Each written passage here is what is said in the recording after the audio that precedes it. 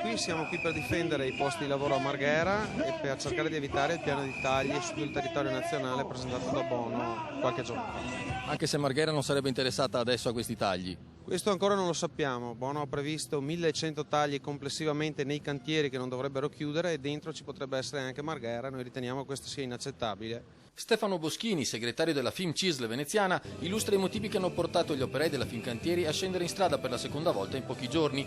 Dopo il concentramento davanti allo stabilimento, i lavoratori hanno sfilato sulla rampa Cavalcavia e poi in Corso del Popolo, Piazza Barche e Via Cappuccina per poi tornare allo stabilimento passando di nuovo sulla rampa. Nei prossimi giorni sono in programma incontri decisivi per le sorti degli stabilimenti in tutta Italia.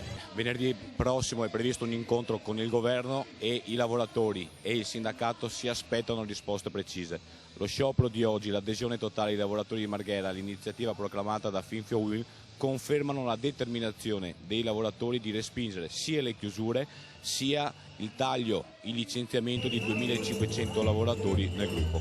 Per non far morire lo stabilimento di Marghera è necessario un piano di investimenti. Sicuramente produrre degli investimenti precisi anche qui a Marghera, perché abbiamo una prospettiva appunto di una nave che è l'ultima in costruzione, ma se vogliamo acquisire il mercato che sarà il mercato del futuro, quello delle cruise sopra i 130.000, bisogna produrre a Marghera degli investimenti molto precisi.